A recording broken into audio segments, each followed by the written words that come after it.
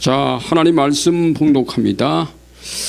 오늘 말씀은 에베소서 5장 26절, 27절, 30절, 31절 네 절을 봉독합니다. 26절입니다. 됐습니다. 이는 곧 물로 씻어 말씀으로 깨끗하게 하사 거룩하게 하시고 자기 앞에 영광스러운 교회로 세우사 티나 주름 잡힌 것이나 이런 것들이 없이 거룩하고 흠이 없게 하려 하심이라. 30절 우리는 그의 몸의 지체임이라. 그러므로 사람이 부모를 떠나 그의 아내와 합하여 그 둘이 한 육체가 될지니. 벌써 8단원까지 왔습니다. 8단원 제목이 사랑과 복종입니다. 8단원 제목이요, 사랑과 복종. 우리 교회 찬미 가운데 마지막 부분이 있습니다. 마지막 주님 사랑 교회의 복종 주의 몸은 점점 거룩해져 가고, 그 부분이 있어요. 8단원 얘기입니다. 주님 사랑 교회의 복종으로 주의 몸은 점점 거룩해져 간다. 할렐루야. 주의 몸이 교회잖아요. 그래서 오늘 이제 8단원 서론 부분이, 지금까지 제가 시간이 없어서 다른 단원들은 서론을 읽은 적이 없습니다. 8단원 서론을 한 페이지인데 잠깐 제가 읽고 가겠습니다. 8단원은 교회의 관계 룰과 서세술에 관한 문제를 다루게 됩니다. 관계는 인생 생활의 전반이라고 해도 과언이 아닙니다. 관계는 인간 대 인간의 관계와 인간 외적인 관계로 나누지만 주로 인간 대 인간의 접촉점이라고 할 수 있습니다. 혼자서는 규정을 세우지 않아도 무방하지만 둘 이상은 관계의 규정을 필요로 합니다. 뜻이 일치할 때는 마찰이 일어나지 않지만 불일치할 때를 위해 가장 합리적인 규정을 필요로 합니다. 교회 생활에서도 다르지 않습니다. 자, 불변의 관계 질서가 있어요. 하나님은 창조시부터 창조의 질서를 세우셨습니다. 종적으로 하나님이 인간, 천사, 타락한 천사, 자연물 순으로 되어 있어서 여기서 자리 바뀜은 무질서와 곧 파괴입니다. 그러나 여기서 자리가 바뀔 가능성은 인간밖에 없다는 것을 안 타락한 천사는 인간을 하나님 자리로 올라갈 수 있다고 유혹하여 자기 밑으로 집어넣었습니다. 그래야 그 인간으로 자기 백성을 삼아 자기 나라를 세울 수 있기 때문이었습니다. 이렇게 파괴시켰습니다. 그리고 오르고 싶은 서열 싸움은 하나님의 방식이 아닙니다. 그것은 원수가 쓰는 방식입니다. 관계의 질서의 모델이 있어요.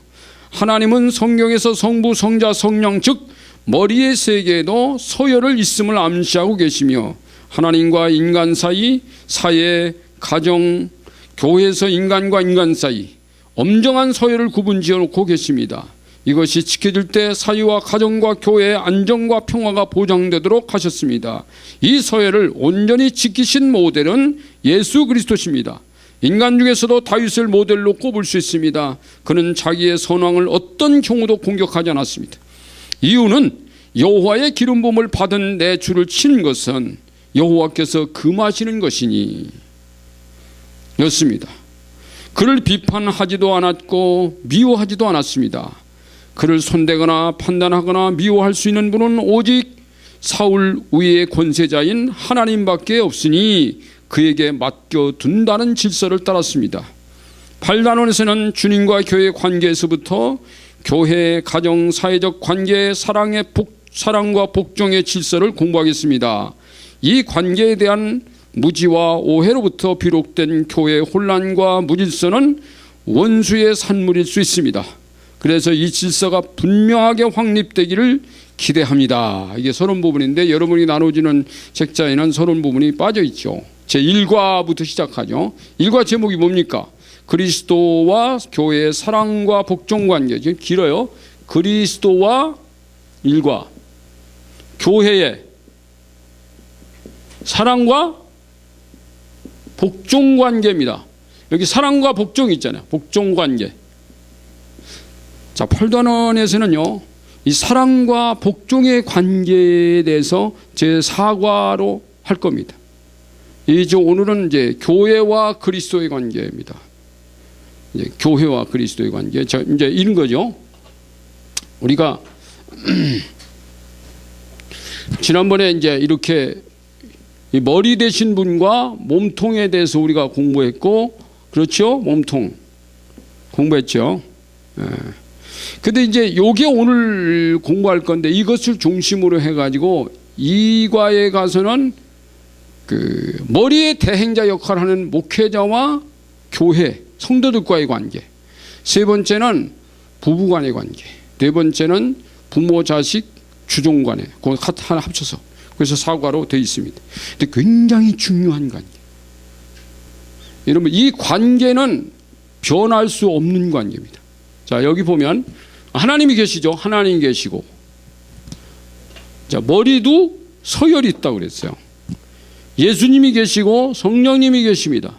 누가 주도권자죠? 이분이 주도권자예요. 성경은 뭐라고 그러냐면, 예수님도 항상 요한복음 5장 19절 20절에 보면 하나님이 말씀하시거나 하나님이 보여주지 않으면 아무것도 하지 않았다. 예수님은 하나님의 움직임 따라서 움직였다는 거예요. 하나님이 주시는 말씀만 증거했다는 거예요. 이게 요한복음에 한 10번 이상 나오잖아요. 언제 지난번에 저희가 말씀 소개했잖아요. 성경에. 그러면 성령님은 어떤 분이냐? 이 성령님. 성령님은요, 요한복음 16장 13절에 보면 성령께서도요, 하나님께로부터 듣지 않고는, 성부에게 듣지 않고는 아무것도 하지 않아요. 듣는 것을 말씀하시면 있다고. 성령님도 우리에게 레마를 주시는데, 자, 성경을 기록한 로고스도 성령님이 기록하셨죠. 그 다음에 로고스를 읽을 때 감동을 주시는 분도 성령님이세요. 그러니까 성령은 자기 말을 하는 게 아니라 하나님이 주시는 말씀, 듣는 것을 말씀하십니다. 누구에게 들었느냐? 이 성부 하나님께 들었다는 거야. 성령은 자기 혼자, 예수님이 혼자 하지 않았다는 겁니다. 그리고 하나님도 말씀하실 것이 있으면 성령을 통해서 말씀하세요. 니캉네캉 같다는 거예요. 이분이 인간으로 나타나세요. 내가 너를 통해서 세상의 인간들이 나타났다. 전능하심이 같아요. 근데 이제 뭐가 다르냐면, 이분들이 주도권은 항상 이분이 쥐고 있다. 이제 머리에도 서열이 있어요. 그러니 여러분, 여기는 머리잖아요. 머리. 여기는 뭐예요? 땅이잖아요. 땅. 그죠? 밑에. 여기에도 서열이 있습니다. 서열이 있어요. 여러분, 이걸 지금 말씀하는 거예요. 근데 이게 이제 서열이 관계적인 거라는 거예요. 관계.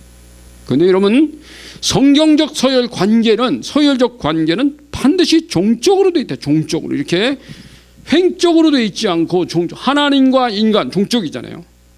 그러면 이 땅에 있는 서열도 위에서부터 이렇게 종적인 관계가 있습니다. 자, 오늘은 뭘 말하냐면, 이 땅, 우리 교회에서 머리는 성부, 성자, 성령이 하나님이시다. 우리는 그 밑에 있는 이분은 사랑하고, 머리는 사랑하기 위해서 있는 분이에요. 사랑하기 위해서. 땅은 뭐예요? 복종하기 위해서 있는 것이다. 이게. 이 관계가 사랑하고 복종하고 이 관계를 설명하는 거예요. 이게 교회입니다. 근데 이제 나중에 그 3단원에 가면은, 오늘도 여기 보면 여러분 보세요. 여기 하나님 나라의 질서, 그게 첫 번째인데, 이 질서에서 그림이 어떻게 되어 있습니까? 하나님이 계시고, 예? 질서에서 여기다 하면 안 되겠다. 이거 하나님이 계신데, 거기 보면 그리스도가 있어요. 그리스도. 근데 그 밑에 뭡니까? 교회. 이 뭘 말하는 거야 지금? 이거 말하는 거잖아요. 하나님과 그리스도는 머리인데 그 밑에 교회가 있어요. 근데 요 옆에 가보면 이거 똑같은 것이 뭐냐면, 오늘 본문에서 30절에 31절은 신랑입니다. 예수 그리스도는 신랑이세요. 머리는 신랑이세요. 몸은 신부세요. 신부 이렇게 돼 있어요.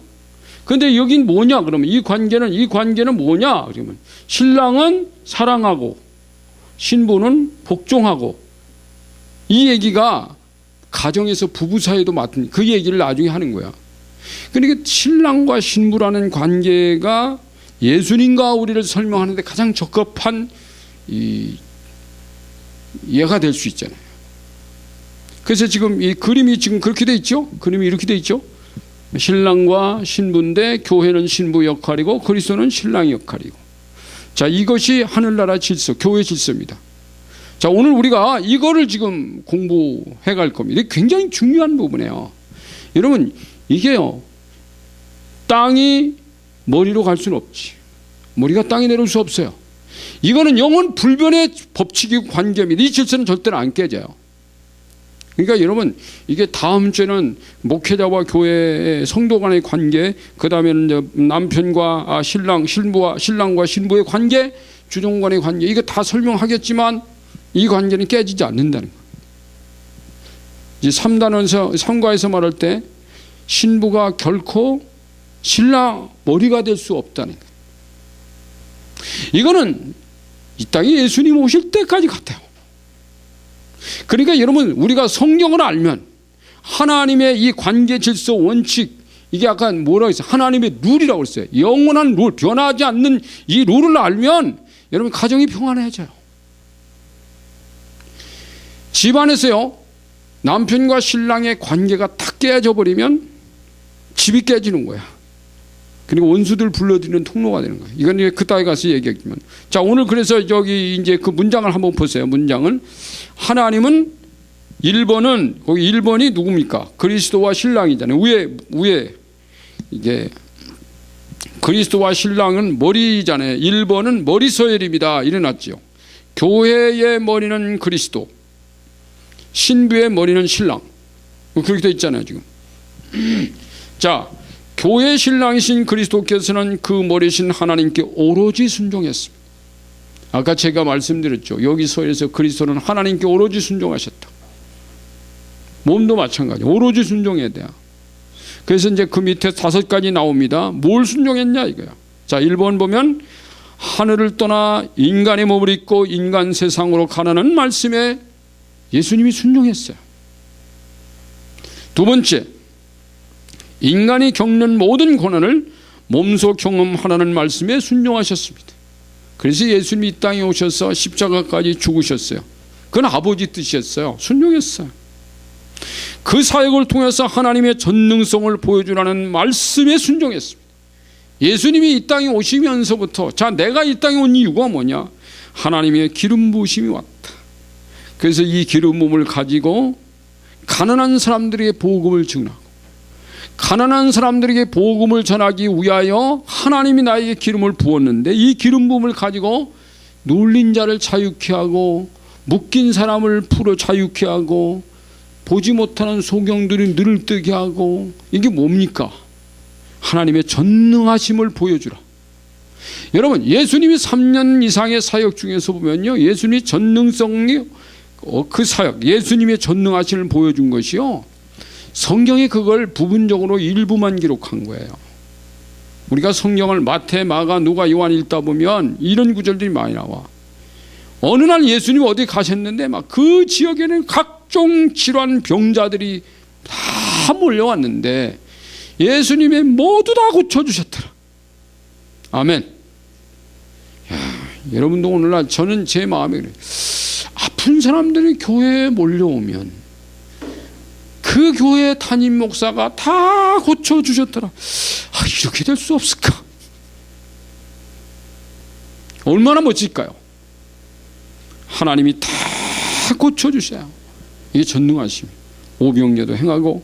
자, 그 다음에 네 번째, 그는 믿는 자의 모든 죗값을 위한 속죄 제물로 그 몸을 드리라는 말씀에 순종하셨습니다. 네가 가서 내 몸을 줘. 그래서 모든 사람의 죗값을 네가 다 지불해. 그것은 죽음이야. 아멘. 제가 하겠습니다. 주님 오셨어요. 다섯 번째는 죽음을 이기고 무덤에서 나와 영생의 하나님 되심을 보여주라는 말씀에 순종하셨습니다. 부활해. 예수님이 부활하시잖아요. 여러분 이 땅에서요. 그렇기 때문에 이 부활이라고 하는 확실한 증명을 보여주지 못하면 그는 하나님이 보내신 하나님의 아들이 아니에요. 하나님의 아들은 100% 성부에게 복종했다는 거예요. 이게 돼야 된다는 거예요. 이 말은 뭘 의미할까요? 자, 이 땅에 여기 사는 인간들, 교회는 머리에게 100% 복종하라. 이분은 사랑하세요.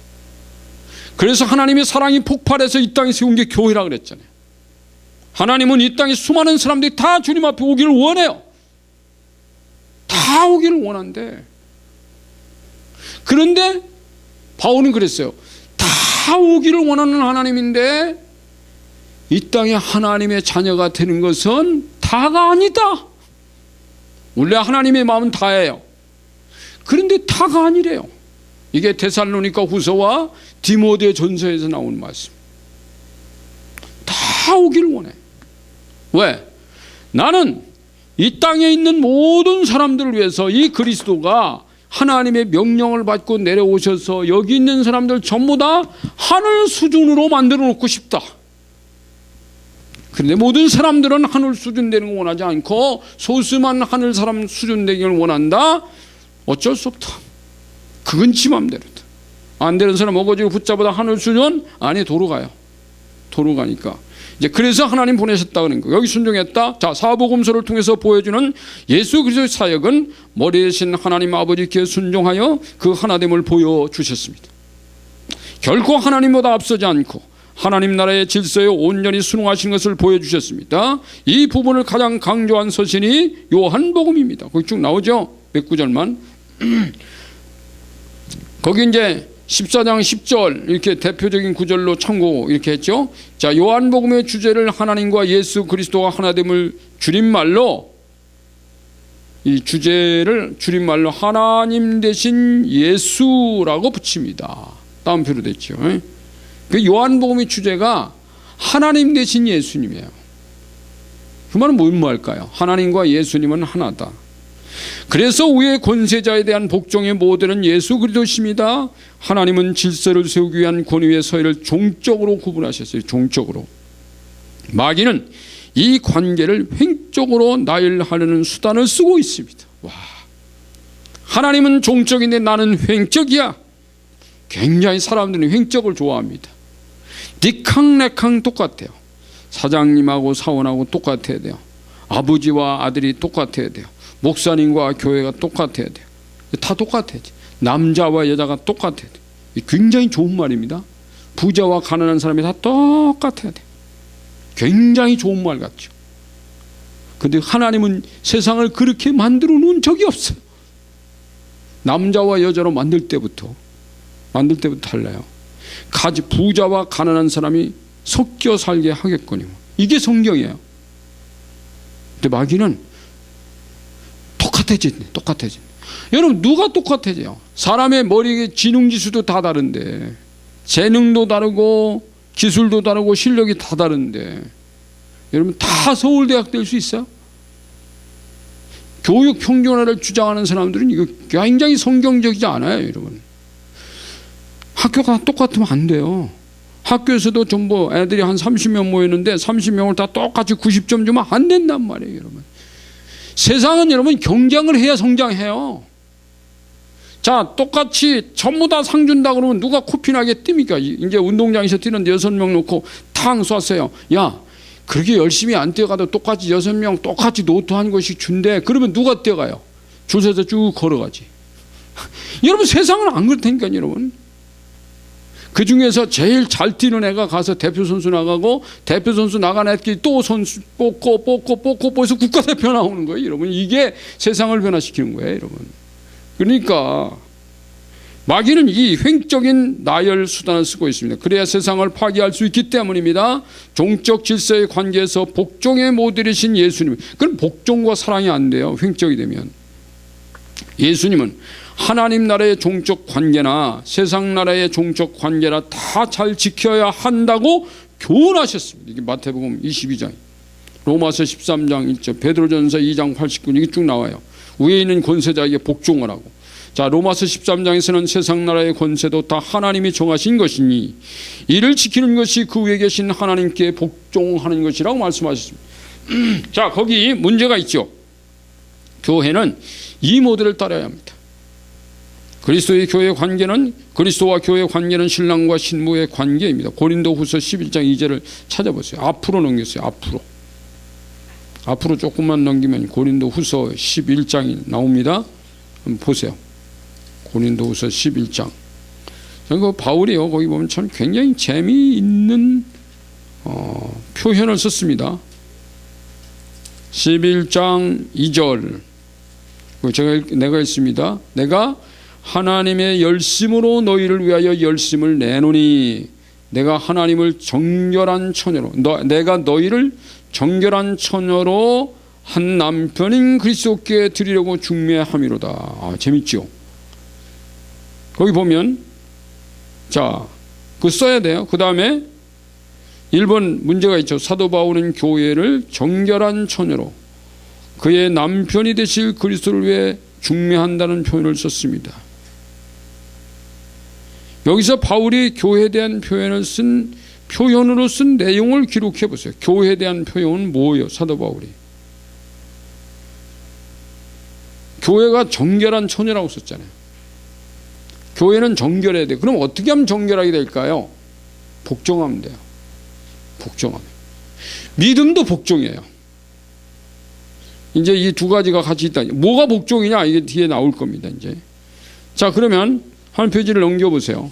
자, 고린도후서 13장, 이제 거기 또 읽어야죠. 13장. 11장 3절. 11장 3절을 읽어요. 또 뱀이 그 간계로 하와를 미혹한 것 같이 너희 마음이 그리스도를 향하는 진실함과 깨끗함에서 떠나 부패할까 두려워하느라. 자, 그런데 기록을 해보라 그랬잖아요. 기록해야 돼요. 그런데 정결한 처녀가 되는 걸 마귀는 원하지 않아요. 마귀가 하와에게 와서 진실함과 깨끗함에서 떠나는 거예요. 이제 정결하지 못하게 하는 거예요. 부패하게 해요. 자, 그래서 그 밑에 바울은 남편 대신 그리스도께 중매할 교회를 정결한 처녀라는 표현을 썼습니다. 그렇게 아까 제가 말했죠. 그는 에덴 동산에서 뱀에게 유혹받아 넘어진 하와와는 달라야 한다는 표현을 썼습니다. 자, 2번. 앞에 그림에서 2번 있잖아요. 앞에 그림에서 2번. 2번은 1번인 그리스도 밑에 교회. 2번은 교회와 신랑 얘기잖아요. 교회, 신랑 밑에 신부라는, 교회와 신부라는 이게 이제 2번이잖아요. 신부는 신랑을 머리로 하여 그에게 복종하여야만 하는 관계를 지닌 것처럼 교회는 그리스도께서 그래야만 한다는 것입니다. 그리스도에게, 교회가 그리스도에게 그리스도가 하나님께 한 것처럼 해야 된다는 거예요. 그런데 아담의 후손인 인간은 어떻습니까? 거기 또 5가지 쭉 적어놨잖아요. 한번 읽어볼까요? 인간은 하나님의 말씀보다는 뱀의 말을 따랐던 존재자였습니다. 이게 인간이에요. 2번, 인간은 진리 편에 서기보다는 미혹하는 거짓의 편을 선택했습니다. 자기 선택이에요, 이게. 3번째는 인간은 정결하고 깨끗한 상태보다는 불결하고 더럽혀진 누더기 옷 입기를 좋아했습니다. 여러분, 베드로 서신에서 그렇게 말했잖아요. 이 개들은 이 깨끗한 것을 별로 좋아하지 않습니다. 이렇게 사람들이 이렇게 토한 거 있잖아요. 옛날 우리가 어릴 때 개들은 그 토한 것 개들이 다 먹었어요. 사람들이 그 술 마시고 와서 막 토합니다. 그러면 그걸 어떻게 치워요? 그래서 개를 길렀어요. 개를 불러요. 그럼 개가 방에 들어와서 그 토한 싹 핥아먹어요. 그리고 그것만 걸레로 닦으면 돼요. 와, 개들이 얼마나 착한지. 그것만 본 게 아니라 아기가 싼 똥도 개가 다 먹었어요. 우리는 많이 봤어요. 그래서 똥개예요. 근데 그놈들이요, 깨끗한 것 같지요. 아무리 목욕을 시켜주고 또 깨끗한 밥을 줘놓고도 조금 있다가 막 불러요. 불러 부르면은 또 와서 먹어봐요. 그러면 우리 어른들이 뭐라고 하는지 아세요? 제제 싹싹 이럽니다. 제제 싹싹 깨끗이 먹어라. 혀로 핥아서 깨끗이 먹었어요. 이게 인간이라는 거예요. 인간은 참 깨끗한 것 같은데 자꾸 불결한 곳으로 돌아가고 정결하지 않은 곳으로 돌아가고, 이게 인간의 모습이라는 거야. 인간 네 번째, 죄와 싸워서 이기려고 하기보다는 죄와 죄의 권세자에게 굴복하고 말았습니다. 이게 인간이에요. 자, 다섯 번째, 인간은 하나님을 위해서 권세자인 머리로 인정하여, 하나님을 우의 권세자인 머리로 인정하여 복종하기보다는 불복종적이었습니다. 복종하는 거 별로 원하지 않아요. 이게 인간이야. 자, 그러면 1과 2는 동그라미 1과 2, 아까 그랬죠. 머리와 몸, 그리스도와 교회, 신랑과 신부라는 불변의 관계로 설정됐습니다. 하나님과 인간이라는 관계와는 또 다른 표현입니다. 인간의 관계와는 또 다른 표현입니다. 이것보다는 인간이라는 관계와는 또 다른 표현입니다. 세상에서는 인간이었으나 그리스도 안, 즉 하나님 나라 교회 안에서는 그리스도와의 신부입니다. 이게 교회입니다. 자, 하와가 아담의 몸에서 나와서 그 한 몸이 되었던 것처럼 그리스도는 교회로부터 나와서 그와 한 몸이 되었습니다. 이게 교회예요. 자, 머리와 몸은 하나의 몸이라지만 몸은 머리에게 복종해야 하는 관계성을 지닙니다.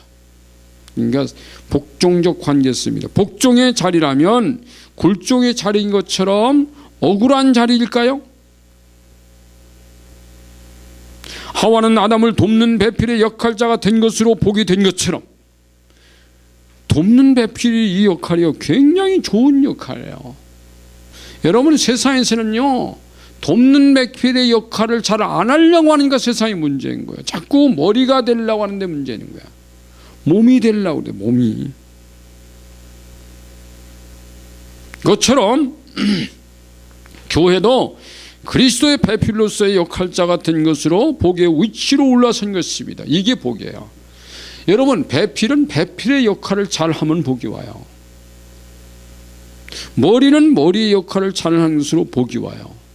교회는 배필자처럼 머리 대신 그리스도께 복종하는 것으로 복이 와요. 이게 성경, 이게 교회예요. 아멘. 그리스도의 배필로서의 역할자가 된 것으로 복의 위치로 올라선 것입니다. 이것이 신령한 복이다. 이게 신령한 복이에요. 신령한 복이라는 말은 하나님께로부터 오는 복이란 말이지. 여러분, 세상에는 복이라는 개념 그러면 두 개가 있어요. 하나님께로부터 오는 것이 진짜 복인데, 인간의 눈에는 인간의 방법과 세상적인 방식으로 우연히 발생할 수 있는, 여러분, 사람들이 이 땅에서 열심히 노력해서 자기가 얻는 소득도요, 열심히 노력하면 소득이 더 늘어난다는 하나님의 방식이에요. 그건 일방적인 방식. 신령한 것은 하나님의 관계성 안에서 이루어지는 것들. 하나님 관계성하고 상관없이 살아가는 세상 사람도 부자도 있고 가난한 사람도 있잖아요. 자, 창세기 2장 24절에서 그러므로 남자가 그 부모를 떠나 그 아내와 합하여 둘이 한 몸을 이룰지로다 라는 말씀에서는 남편만 떠나가는 것처럼 표현하였으나 아내는 당연히 부모를 떠나는 자리라서 생략되었다고 봐야 합니다.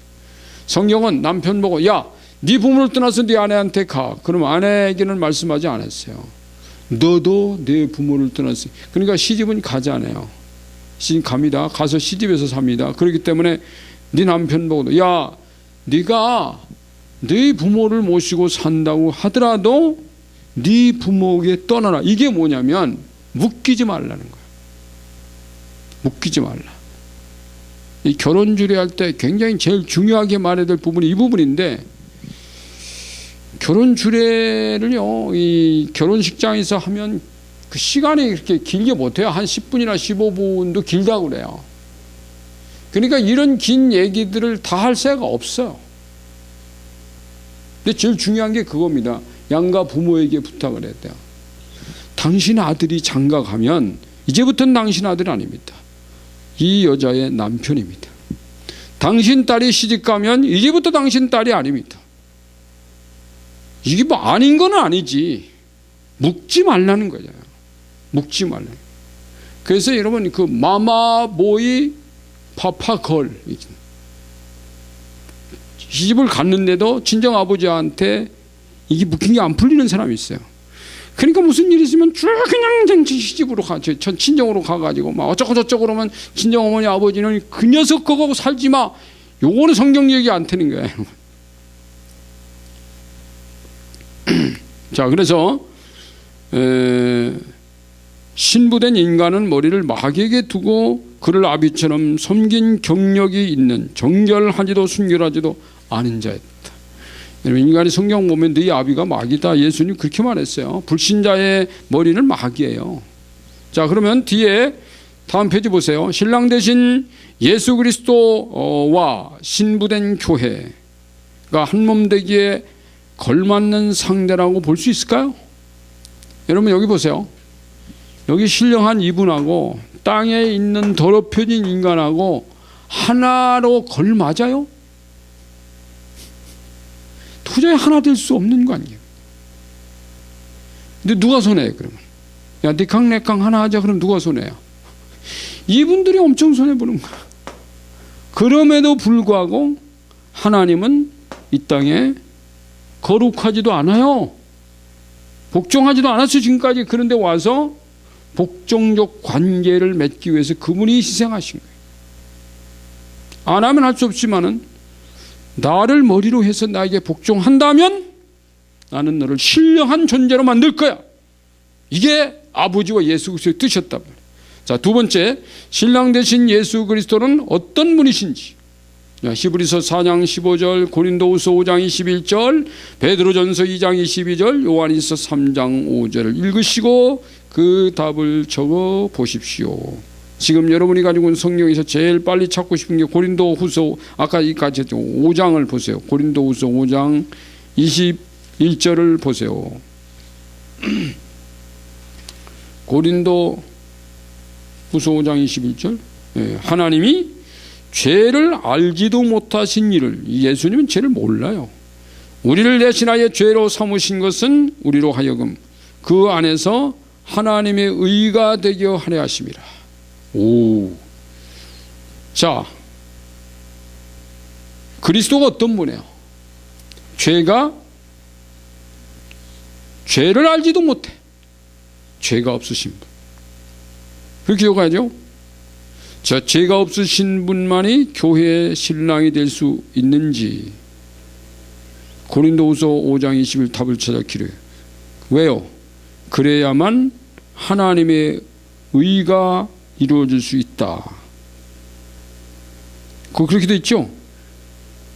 만약에 여러분 죄가 있는 분이 와서 우리 죄를 대신 지불하시겠다? 자기 죄도 지불이 안 되는데. 하나님 의가 이루어지지 않아요. 죄 없으신 분이 와서 죄를 지고 그 죄값을 지불할 때 하나님이 그를 해주겠다는 것이 아버지의 원래 약속이에요. 그래서 가능한 거예요. 죄 없으신 신랑 예수, 그분이 죄로 얼룩진 인간을 신부로 맞아들일 수 있을까요? 격조 차이가 큰 쌍방이 하나로 결합하기 위해서는 높은 신분을 가진 쪽이 희생 없이는 안 됩니다. 죄 없이 의로운 분이라야 신부의 죄를 속량할 수 있습니다. 이것은 사랑으로만 가능합니다. 제가 지금 생각이 나는 게 있습니다. 초등학교 5학년 때 저희를 담당하신 담임 선생님이 굉장히 신앙이 좋으신 분이에요. 나중에 장로님이 되셨어요. 서울로 오셨는데 그분이 어느 날 이런 말씀하세요. 야, 덴마크라는 나라를 가면 덴마크에는요, 남자가 대학을 나왔으면 아내를 초등학교 나온 사람하고 결혼했는데 분위기가 그렇대요. 이게 이렇게 막 상당히 차이가 난대요. 여자가 대학 나왔으면 초등학교 나온 남자하고 간대요. 그 얘기를 해주고 나서 분단을 만드는데 책상을, 여기 책상 하나, 이렇게 또 이렇게 디귿자 책상을 만들어 가지고 하나, 둘, 셋, 넷, 다섯, 여섯, 이게 한 분단씩이야. 그러면서 남자와 여자가 같이 앉게 시키는 거예요. 책상에 한쪽은 남자, 한쪽은 여자가 앉아야 돼요. 참, 어디 초등학교 때는 가능하지. 이게 중학교 때부터 잘 안 됩니다. 그러면 그런데 그러면 지가 앉고 싶은 사람 짝꿍의 이름을 다 쓰라는 거야. 이제 그 의도가 그거예요. 그 얘기를 하고 이름을 쓰라니까 학생들 어떤 현상이 생기지 아세요? 공부를 좀 한다는 애들은 공부 잘 못하는 애 이름을 쓰는 거야. 이 선생님이 아까 그 얘기 했으니까 이게 효과가 있어요. 근데 나는 내가 쓴 학생을 안 치지 않더라고요. 여학생이 여학생이 내 이름을 썼나 봐. 근데 걔는 공부를 아주 못하는 애가 아니라 제법 잘하는 애인데 내 이름 썼더라고요. 그래서 나는 같이 앉았어요. 이렇게. 그런 기억이 납니다.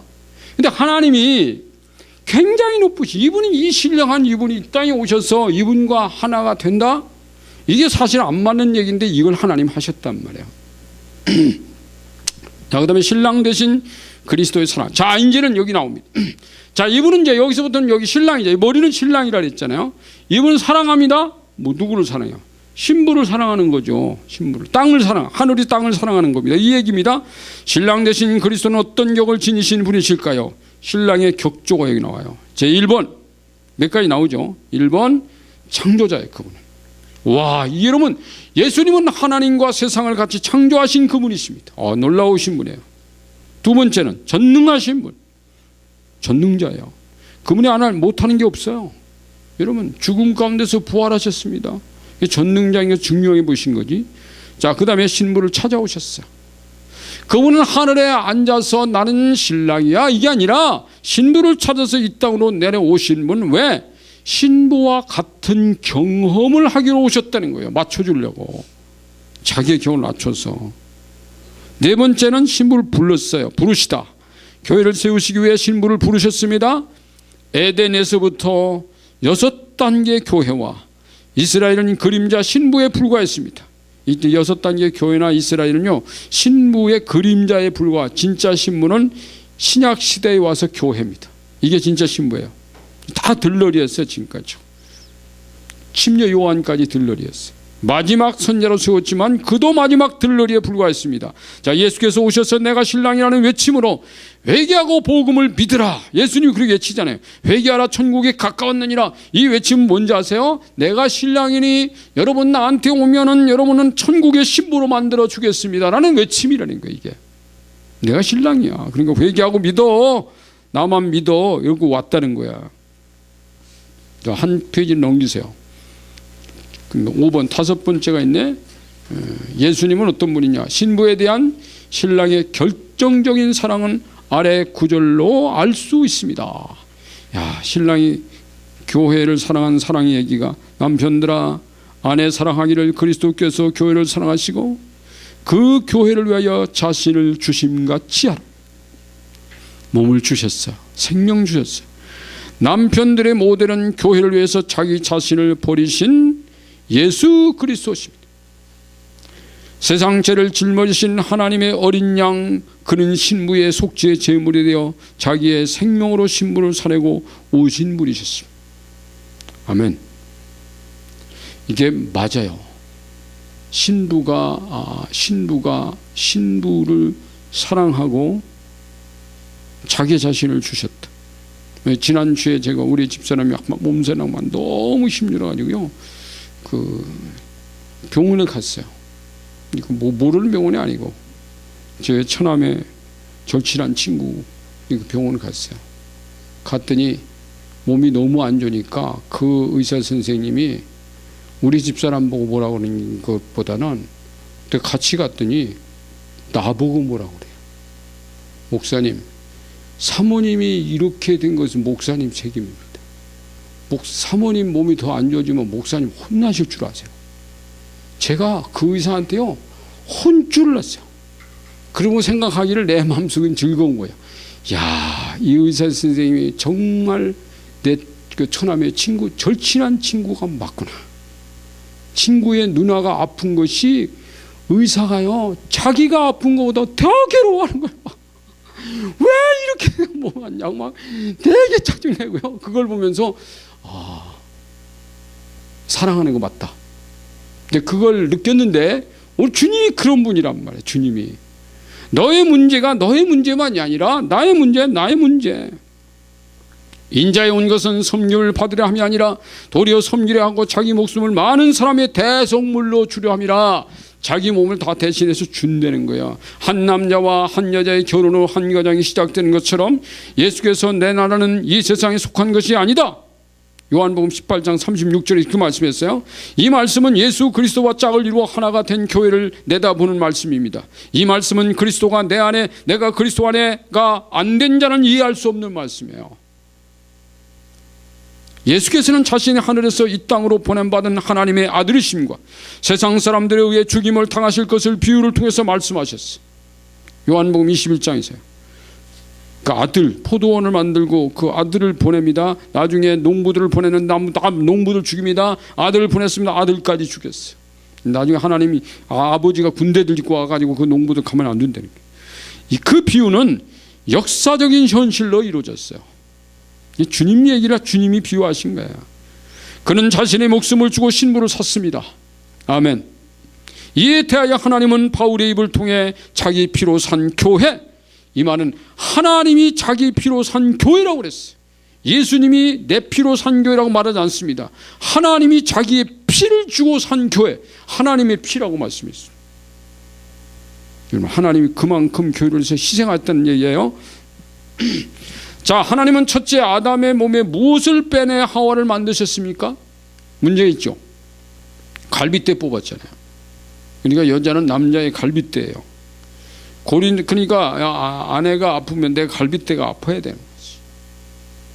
자기 아내를 때릴 때 어떤 사람이, 정말 때리는 사람이 아내를 한 탁 때려놓고 자기 갈빗대가 막 쓰리고 아프면 못 때려요. 지 갈빗대는 어떻게 때려요, 여러분? 자기 갈빗대를 어떻게 학대할 수 있어요? 생각해 보세요, 여러분. 이게 아니라고. 그러니까 여러분, 성경을 안 해요. 성경을 그냥 듣기만 하면 안 돼요. 그 의미를 가슴 깊이 새겨야 돼요. 내 아내는 내 몸이야. 저거 아픔이 내 아픈 거야. 그렇게 하면 어떻게 해요, 여러분? 갈빗대에 함부로 손댑니까? 함부로 상처 입힙니까? 안 되지. 자, 그래서 고린도전서 15장 45절에서 첫사람 아담은 생명이 되었다 하시고, 고린도 후서를 가지고 있어요. 여러분 고린도 전서를 보세요. 두 번째 아담을 마지막 아담이라고 표현된 분이 계신데 그분이 누구시며? 그분은 예수님이지. 그분은 어떤 영이 되었다고 기록되는지 고린도전서 15장 45절을 찾아 읽으시고 그 답을 기록해 보세요. 그분은 예수님이고 그리스도고 살려주는 영이 되었다는 거야. 살려주는 영. 아담은 산 영인데 두 번째 아담은 살려주는 영이다. 자, 예수 그리스도의 살려주는 영이 육을 입고 오셔서 신부 안으로 들어가 그 영을 살려내는 일을 하려고 오셨다. 이 예수님이에요. 이것은 그분만의 사랑의 방식이었습니다. 거룩하신 신랑이 더러운 인간 속에 들어오니 신부도 거룩하게 됐습니다. 이것이 교회입니다. 이 거룩한 이분이 이 안에 들어오니 얘가 거룩해졌어요. 교회가 함께 거룩해지는 거예요, 여러분. 세상적인 방식은요, 거룩한 것과 더러운 것이 합치면 같이 더러워집니다.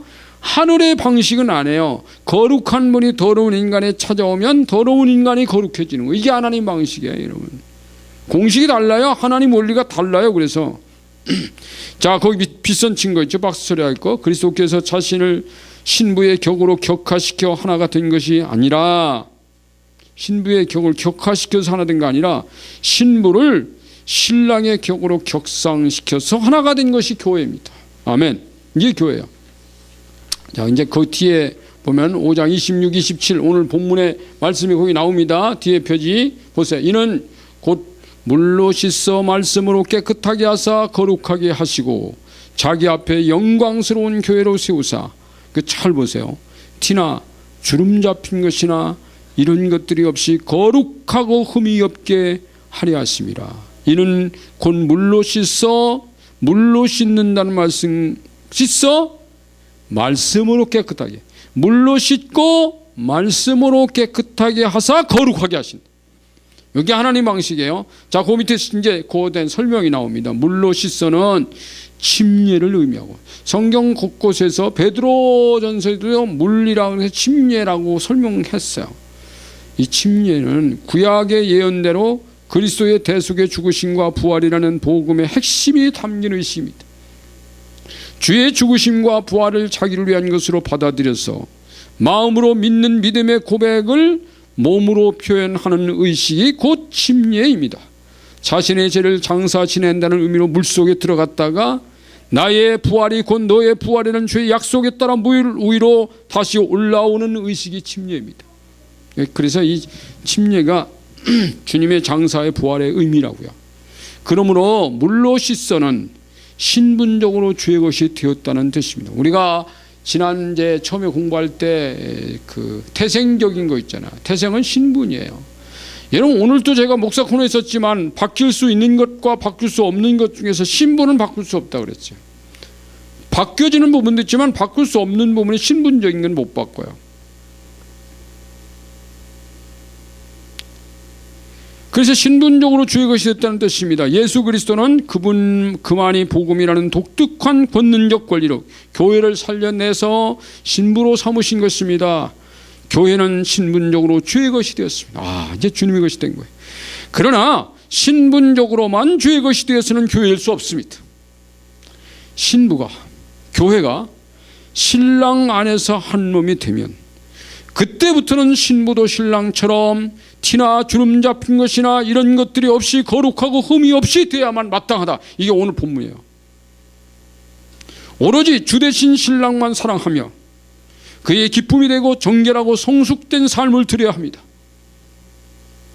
여러분 이 교재가 쓰여진 목적이 뭔지 아세요? 하나님의 자녀로 태어나는 것만 말하려면 이 책이 안 쓰였어요. 성숙을 말하고 네가 신분만 달라지면 안 된다. 네가 정말 거룩해져야 된다. 티나 흠이나 이 주름 잡힌 것 없이 교회가 이렇게 돼야 돼. 그래서 교회의 성숙, 교회가 단계적으로 올라가야 된다고요. 제가 13세 수준을 얘기했는데 13세가 아니라 교회는요 끊임없이 예수님 수준으로 올라가야 됩니다. 그러기 위해서는 여러분 그렇게 하려면요 주님하고 친해져야 돼요. 주님하고 친해지면 올라갈 수 있는 방법들은 굉장히 많이 생겨요. 자, 오로지 주 대신 신랑만을 사랑하며 그의 기쁨이 되고 정결하고 성숙한 삶을 드려야 합니다. 이를 위해 성령께서 말씀으로 깨끗하게 하사 거룩하게 하신다 이렇게 말씀해요. 여기 말씀이라는 단어는 레마로 나와 있어요. 여러분 이 지금 에베소서에요 레마가 두 가운데 나옵니다. 하나님의 말씀과 성령의 검을 가지라. 이때 말씀 레마예요. 레마는 여기 설명을 다 안 하겠습니다만 성경은 로고스와 레마로 되어 있다 그랬죠. 로고스도 성령님이 기록했어요. 레마도 성령님이 우리 마음속에 기록하는 겁니다. 여러분 로고스는요 이 책에서 기록했어요. 레마는 여기다 기록하는 거예요. 여기다 기록한 것을 여기다 기록하는, 가슴 속에다가 우리의 영 속에 기록하는 거예요. 성령님이, 내 안에 계신 성령님이 내 안에다가 말씀을 기록하고 싶어서 레마를 주신다. 이건 주관적인 메시지라고 했잖아요. 그래서 여러분 성경을 읽고 왜 성경을 읽어요? 왜 로고스를 봐야 되느냐? 로고스를 볼 때 성령님이 오늘 이 말씀 속에서 레마를 내 가슴 속에 새겨. 이 말씀이 너를 오늘도 정결하게 할 거야. 하나님은 하나님의 성령이 말씀을 통해서 내 삶을 변화시켜 가기를 원하세요. 그래서 성경이 있습니다. 이 성경이 주는 역할이 그래서 커요.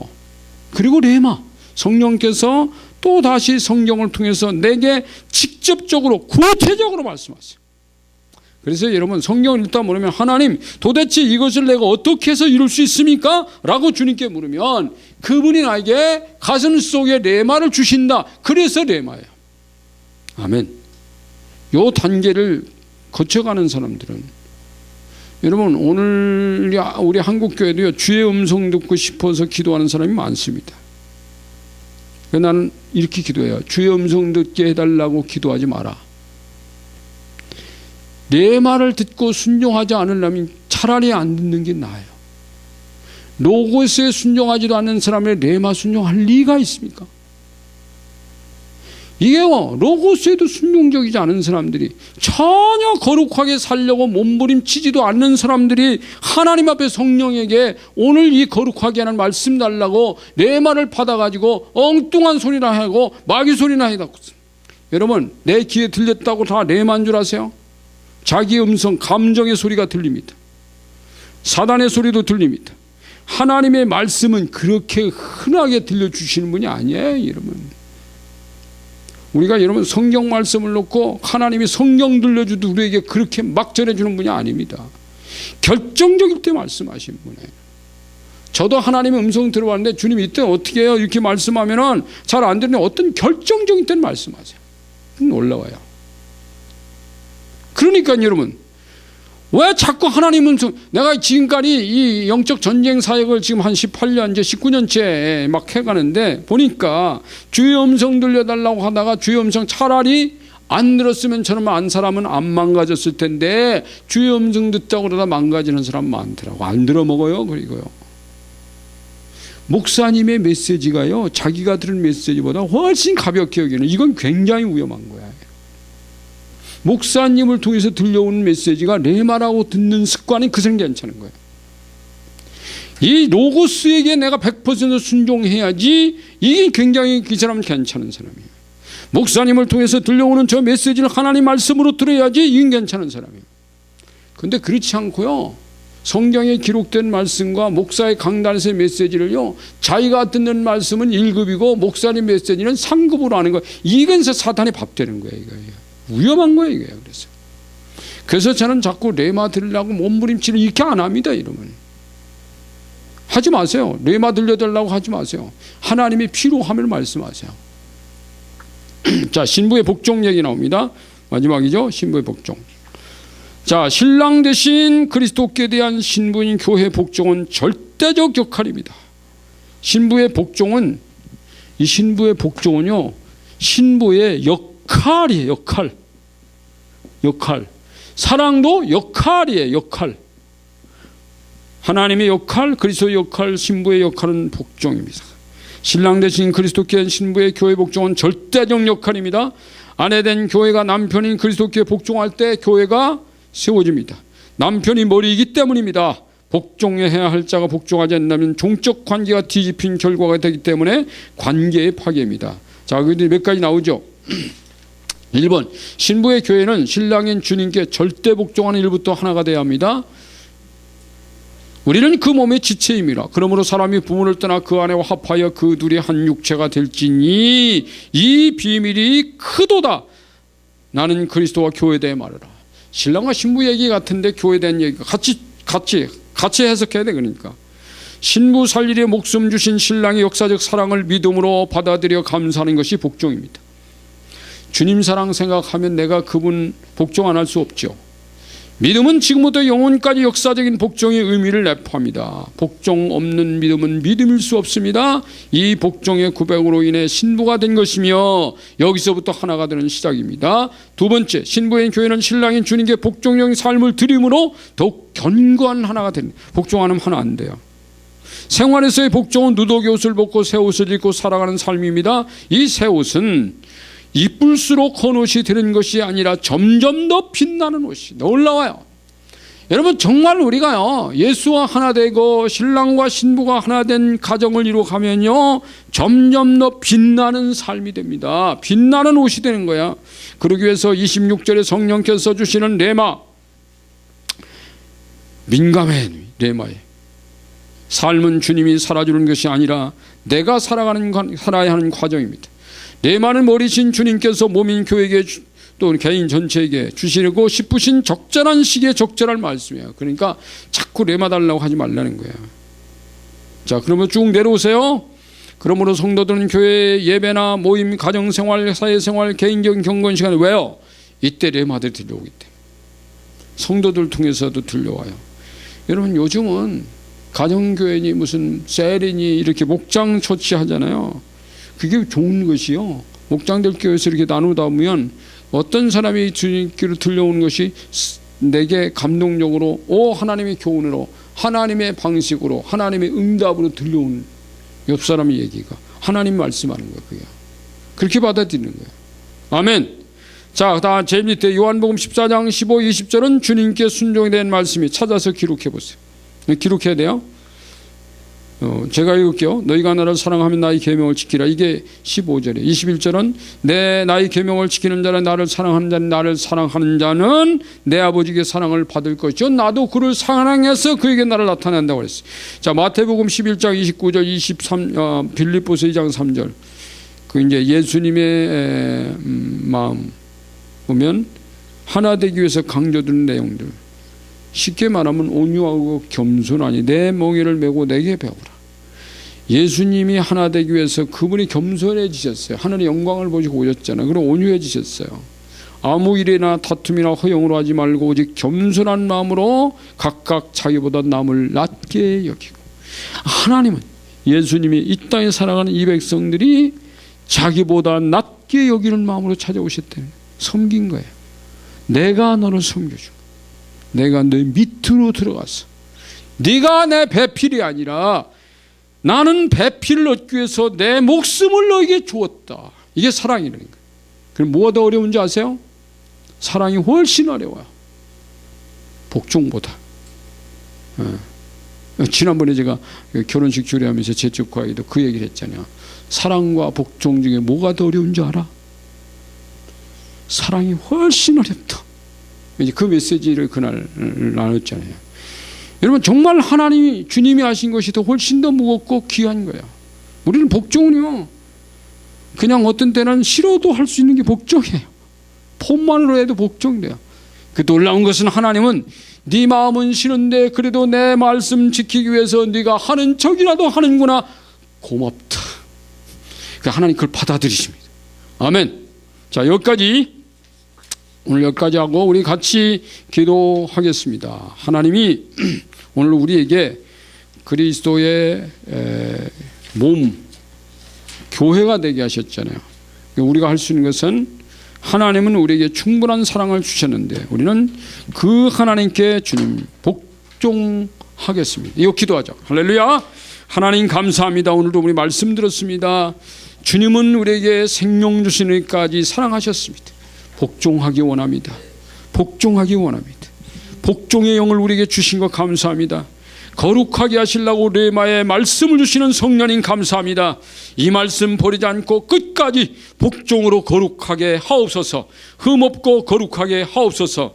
예수님의 이름으로 감사하며 기도합니다. 아멘.